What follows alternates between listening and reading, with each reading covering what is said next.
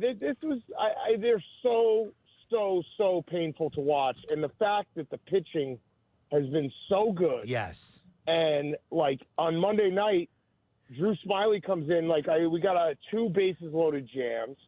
Throw a guy out last night, bases loaded, or a guy out at home. Like they're playing like just a razor thin edge of like, can they keep it together? And they can't, because they can't score runs. They can't score runs to save their life. It's insane. Not only do they not score runs, even their foul balls stink. Their foul balls are like the weakest foul balls I've ever seen. I haven't seen a good foul ball in forever. Oh, no. I got an exact. There have been several cue shots. There's no question about that. I think Wisdom had a couple of them last night. But Dansby Swanson. Oh, yeah. Dansby Swanson's foul ball. His mustache looks incredible. What did you say? Sorry, I just had to say that. I said, Dan, don't you remember last night? I think it was in the ninth inning. Dansby Swanson hit one hard and deep just left field corner. Okay, one good foul ball. Dansby Swanson can't get the ball out of the infield in fair territory. He had 2 hits on Monday night. They were both just like, I'm going to hit it as far away from the third baseman and hope I can beat it out. It's crazy.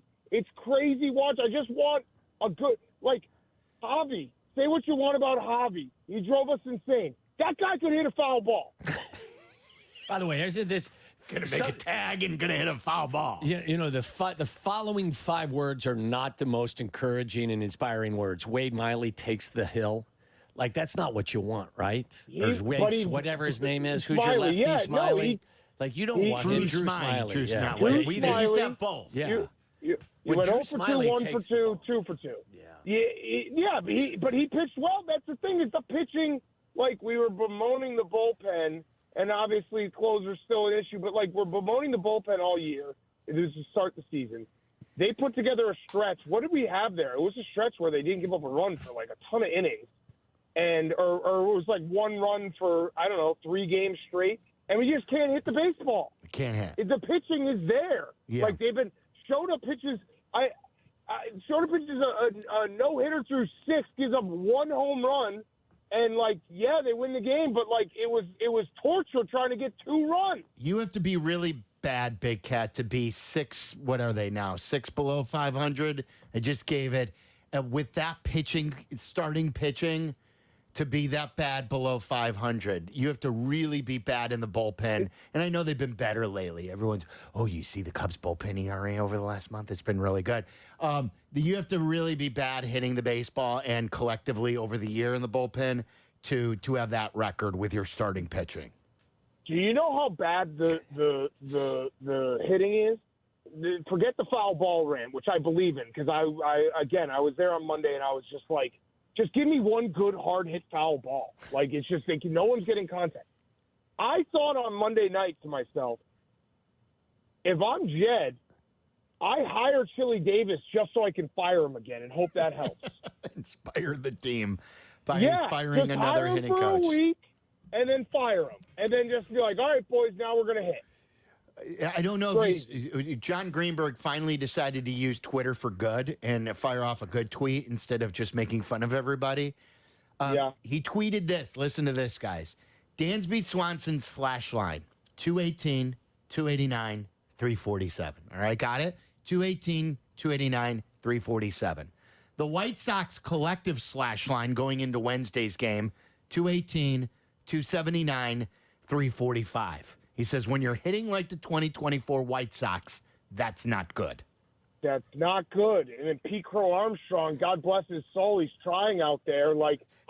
He got up the other day. League? What is this Little League? God bless you. God bless you, young man. Good try. God bless his soul. He got up with bases loaded and 2 outs, and I was like, I actually think he should bunt. I think we should bunt here. Because I actually think that's the best chance to get a run. It's funny you go there, because Charlie said, as a Cubs fan, one of the more... Maybe I think he said it was the most concerning part of this team right now is somebody that is most alarming. Most alarming is the fact that Pete Crow Armstrong, albeit a small sample size, hasn't been able to show you that he's a major league hitter. And that inspired a lot of people on social media to come after Charlie, which then leads me to ask you the question. Is the Cubs fan base a soft fan base? Because there are a lot of people who've been coming after Silvy as well for suggesting he'd like to see them trade, Tyon and some of the other guys. No, yeah, I mean, maybe people are being soft because they want to think that, like, that there's something there. They're deluded by last year, like almost getting to the playoffs and this year's start of the season. But I'm with Silvy. Like, it's a joke right now. They don't have – their lineup is a joke. It's an absolute joke. It drives me – I'm at the point, too, where I know what Dansby Swanson's making, but I still Google it like every other day to be like, maybe it's less than I thought. It's crazy. I don't understand how anyone can watch this team and think that they're anything besides being bad, which brings me to my other point. Waddle, you have to sell your house. Yeah, I may. Oh, you're back to that I'm back again. to having to possibly sell my house, yeah. 2 weeks ago, you thought you had when I was in Italy, you thought you were fine. Yeah, because they were ripping the cover off the ball. They swept. Who did they sweep? They swept somebody. It was, it's just so frustrating. They swept the Orioles, torture. and then they split with the Cardinals in We'll St. always have Louis. the Orioles series. And I was like, all right, I get to keep my house. It's just torture to watch. And, yeah, I don't know how anyone can look at this team and be like, they're good. They're a bullpen arm away from being in the playoffs. They don't like let us hit from the tee. Let us hit the T-ball, and I bet you we'd still lose. I don't understand. They would bring out the tee like after a kid strikes out, like in T-ball. Okay, you swung and missed at your third. Here's the tee. You get that the tee. You didn't hit coach pitch. You get that the tee. By the way, did you see Big Cat? There was another opportunity for Craig Counsell to come out of the dugout and get tossed, time and place, and he missed it. He's just gonna go after Jesse Rodgers. Yes, that's it. What'd you think of that? What'd you think of it? It was crazy. He flew off the handle. I was scared. I was scared for Jesse's life. Craig almost got he almost went to almost a strongly, it wasn't a yell. It was very far away from a yell. It was stern talking to. It's a bad. I think that's a bad take. Yeah. I got a question. Here's a hypothetical. All right, so if the Cubs played, who's got the best record in baseball right now? The Phillies? Maybe the Phillies, Dodgers, whatever. Dodgers, Phillies. Throw the Phillies Dodgers, have 64 wins. I believe it's the Phillies. Yeah, it's 64-38. If the Cubs played the Phillies in a 7-game series, but we got 4 outs every inning, do you think we could win that series? No. I don't think so either. No, I don't think so. The Cubs get 4 outs. In every inning. Every inning we get 4 outs. That's your comment? What if the Cubs and the White Sox combined teams and you got 3 outs each? The Cubs and the White Sox formed an all-Chicago team, and they played the Phillies. No. Could they beat the Phillies in a series? No. Well, how would that do anything? You just come. I mean, our starting pitching would obviously get a little bit better, but Crochet, and Fetty. Yeah, you just starting have bad pitching's not hitting. the problem. It's still the entire Cubs lineup. Hitting. It's still the entire Cubs lineup What are you're you going to fielding. do? You're going to sacrifice, Nico Horner for Nicky Lopez? Right. What are you going to do? And the bullpen still sucks. Yeah. So you just had Crochet. Like, no, we would still lose because we just lose every game 2-0. God, it's incredible. It's incredible. Drives me nuts.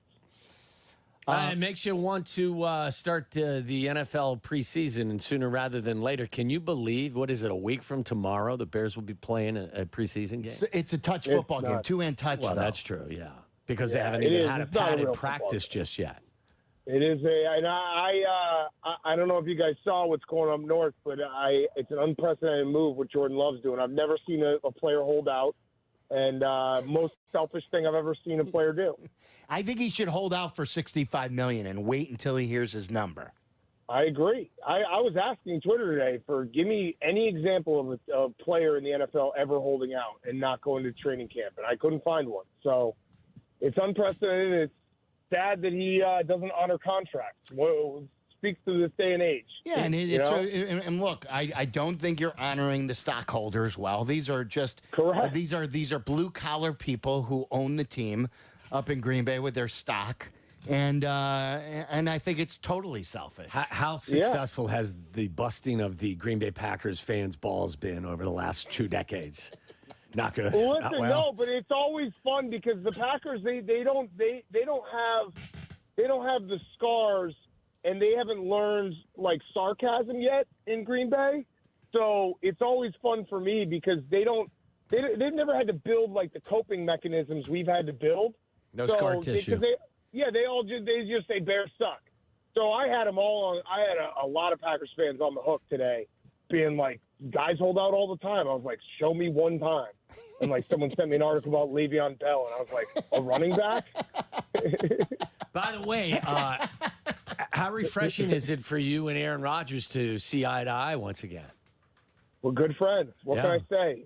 The guy, I'm rooting for the guy. If the Bears can't win the Super Bowl, the Jets winning the Super Bowl would make me laugh very, very hard. And yeah, it was fun. It was fun having. There was we had him on Part of My Take on Monday. There were some times when we fell into our old ways where he would take a shot. He brought up the Randall Cobb play. I had to tell him that the Niners are his daddy. But we got back to good ground, good standing ground. So yeah, I'm rooting for him. You think he'll have a good year this year? He's 40. I don't know. I think that's all the offensive line. Like he's got the receivers.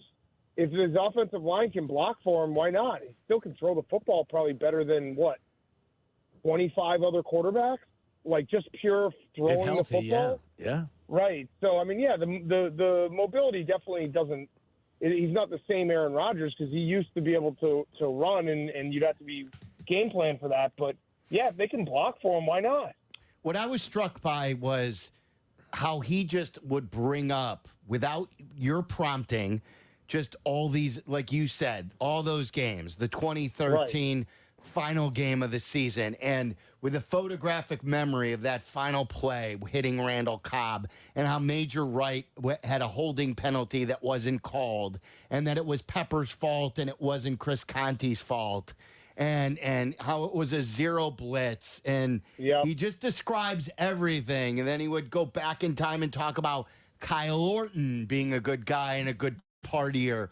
Like there were so many details about the Bears that out of the blue with you guys, he would just bring up voluntarily.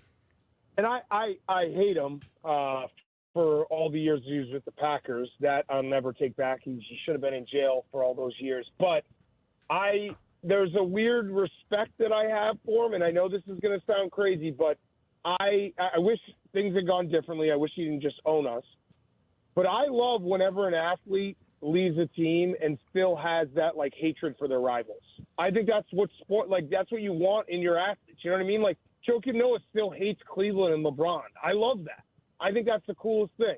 So like Jerry Rice, you see when Jerry Rice got like yelled at the reporter in Tahoe because he said it was a Chiefs reporter that was trolling him. Like that's awesome. If I'm a Niners fan, I'm like, yes, Jerry Rice is still ready to like throw hands for the Niners. So that part I can never, even though it's at my expense, like I have to tip my cap because that's what I want out of athletes that you root for. Do you think he hates the Bears more than he hates the Vikings?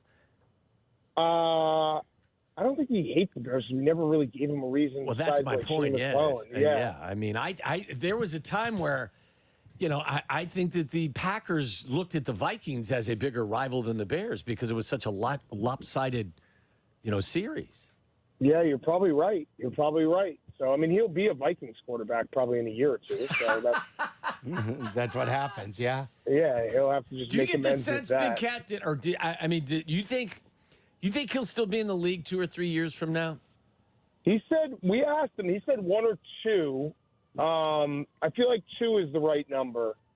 But I don't know. I mean, Achilles is such a brutal injury when you're north of 40. Yeah. It feels like one of those, like, it's crazy how far science has come and surgery has come. Not that Aaron Rodgers believes in any of that. But like an ACL tear is almost the injury that you want now. You know what I mean? Like it's like Tommy 30 John. years ago. Right.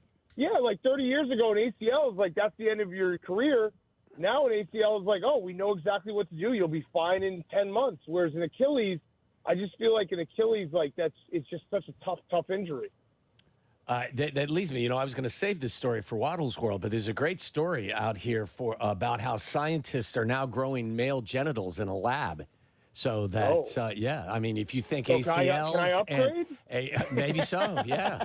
So like, listen, ACLs and medicine, it's scientific discoveries are making some of these injuries not so bad. Listen, I might have to go shop around for an upgrade. That wouldn't get a whole new set. If you could, wouldn't be the worst. If you could replace anything, serious question. Well, I think they're actually more trying to recreate testicles, not So, but I could use those too. Okay, Listen, all right. I mean, it's up to you. You go I'm shopping driving like for an whatever you old need. Pinto. Okay, I know I'm not gonna hate on any of it. It's like putting on a new set of rims. You don't want them? If there was a way that you could get one change of anything in your body, an organ, a new liver. So you're going clean. liver. I want it clean. You want to start one. fresh, clean liver. Maybe a brain. I want. That's you know what I would do. I would say brain. A clean brain. Yeah, clean brain. The brain here. I would want a better brain. I mean, it's a tough question for me because I think you can do what I would answer. I mean, I would just get a breast reduction. Yes, you could. And you can get an enlargement too if you would like. Yeah. I mean, it's up to you. I don't need that. Yeah, I need a reduction, so I guess I should go get one. Hey, how's your video game playing going? Oh, we turned it around. Thank you. Finally, we're getting the real stories here. Yeah. Undefeated last night. Ripped off wins. At number 1 Oregon, at number 9 Notre Dame. Beat Texas. Beat Colorado on the road. I'm back, baby. At what point will you have to reintroduce yourself to your wife and your kids? Listen, I've been streaming. Yesterday was one of those days I did stay at work. I told my wife, I was like, look, I got a program to turn around. I'm not coming home tonight. But usually I do the streams later at night. Like tomorrow I'm going to stream at 8:30, so I'll get home at 4. We'll do dinner. We'll do everything, read the books, do the bedtime. Then I'll go and I coach a program. So I'm working every hour, but that's fine. I got a great life. I'm turning around a program. Do you have a gamer chair? Like, what's your setup here? I mean, are you just on a couch? What? I have not watched the stream. Yeah, thanks for watching. I have not. I'm sorry. I'm a fan, but not that big of a fan. Okay. I have a couch. I sit on. And I have. Listen, the thing I'm blessed with. If you walk into the Barstool Sports headquarters, anytime this past 2 weeks, I probably have 50% of the staff working on this program at this point. I come in at 8 in the morning, and I got one of my mutants sitting hunched over at the TV, and he hands me a controller. He's like, "Here, I found this play. Practice this." So I got so many guys on my staff that literally their only job, they dropped all their responsibilities. Their only job is to make me good at this game. So I'm blessed in that respect. You think Nick Saban does that? I don't think so. Oh yeah, I think he does. I think so. I think he is the Nick Saban of Barstool. You think that Bill Belichick used to run it that way? Yeah. You got guys doing special projects for you. Yeah, you know what happens then? Next thing you know, Matt Patricia's calling offensive plays for you. All right, listen, you're trying to yuck my yum right now. I'm riding high, and you're trying to bring me down. I don't even know what you said, to be honest with you. Yuck my yum. Yeah, I got a yum. You're trying to yuck it. Okay, never heard that. You guys are too old to understand. He's hit the Bobby Bowden stage of his career, like early 2000s. He's just deferring to others. He's the figurehead, but he's the reason why people go to FSU back in the day. Yeah, right. They just it's like Weekend at Bernie's. They just prop me up in a chair and put a controller in my hand, and they're like, "Press this button." I'm that like, is "Okay, so great." rewarding, isn't it? It is. Did you see the Jonathan Gannon research project, by the way? No. Do you have that tweet where Jonathan Gannon was talking about his research project? Did you see that was Meller talking about. Yeah, they went all the way back, centuries about momentum. Yeah, he did a deep dive into momentum, wanting to see if momentum is a real situation, including researching wars. That's how you know the Cardinals are going to suck. Because this is how they've spent their time in the offseason. Yeah, that is it right there. Like you're going back to wars, and also momentum is real. What is it? He did an entire research project. You could have asked any sports fan and been like, "Yeah, it is real." Yeah, that's crazy. I agree. I think that's where the analytical people get too caught up in just numbers. Like, yeah, again, like last night, for instance, Council if I could be like just sportsy for a second. Council decides to go. Miguel Amaya's been hot, right? Miguel Amaya's not good, but he's been hot. And then Boy, the bar's low though. I know. And then he's like, okay, let me pinch hit him for Mastroboni.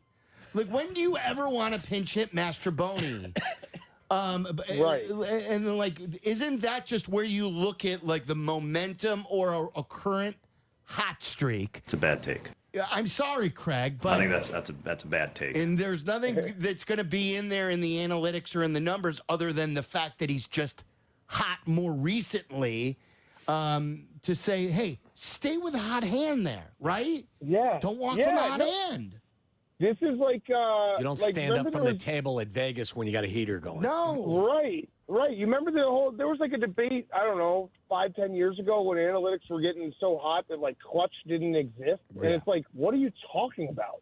Anyone who's watched the sport, like, you're telling me Patrick Mahomes isn't clutch? You're telling me David Ortiz isn't clutch? Like, you just have to watch it with your eyes. There's some guys who step up in a big moment, and momentum is that same feeling where it's like you can feel a game shift on a play. And yeah, I know you're supposed to say next play mentality, all that stuff, but it's real. It's the human emotion. It's guys playing a game. Hey, are you gearing up for the Olympics? Are you an Olympics guy? Sure. No, okay. I don't care. I don't know. I mean, I'll watch. Yeah. I don't know. I think you'll be caught watch? up. I think you'll get caught up in it when the stories happen. Yeah, I guess. I'm going to. We're doing Grit Week in a week and a half, so we're going to travel for a week. So I probably missed some of it there, but yeah, I guess I'll watch the swimmers and everything. I don't know. Track and field. What's the time zone situation? That's really all that matters. If you tell me the time zone situation is fine, I'll watch the Olympics. Like whenever it was in China, I was just like, I'm not watching this. It's it's at like 2 a.m. What are they, 6 hours ahead of us? I think so.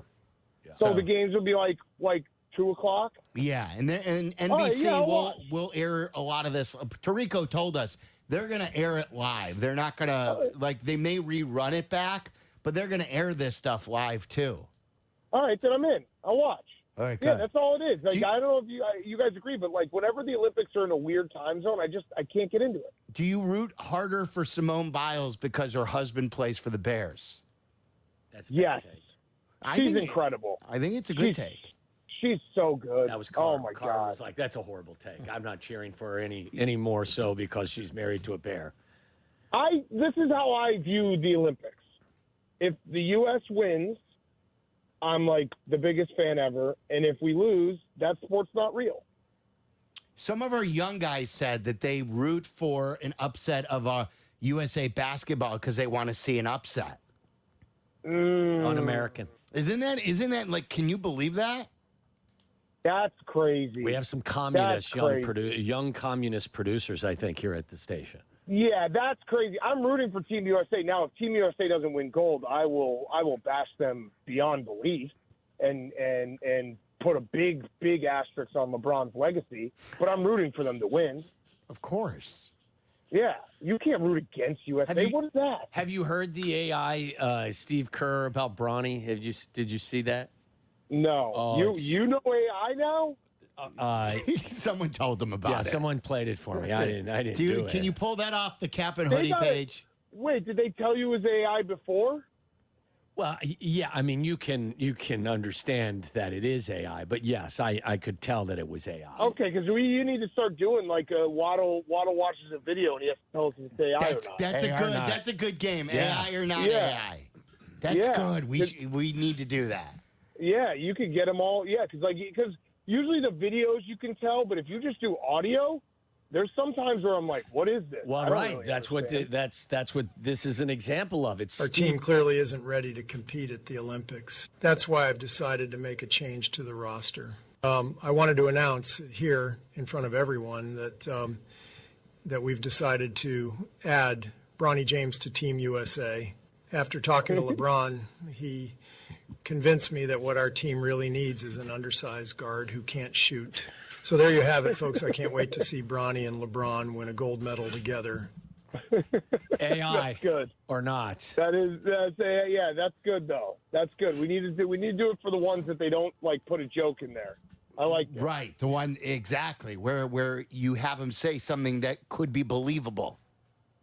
Yep, we can do Waddle all day. That's good. It ain't hard. We man. need to do You that. got to set the bar higher. We than need to that. find one bite every week, Meller, and do AI or not AI. I actually think you should take it one step further. You should just be AI or not AI of Waddle's words. Like actually him talking. 'Cause he won't know if he said it or not. This is a Tom Waddle soundbite. Did you say this? Is this really you from a past show? See, this or is this something that we put together? This is perfect for me because then all of my bad takes and mistakes I can just blame on AI. Yeah, exactly. We're making everything a little bit murky for everyone. That's great. I didn't say that I would take Greg Oden over Kevin Durant. That wasn't me. That Not was Ryan AI. Leaf. I didn't say that I'd take Ryan Leaf over Peyton Manning. That was AI. That wasn't me. Yeah, perfect.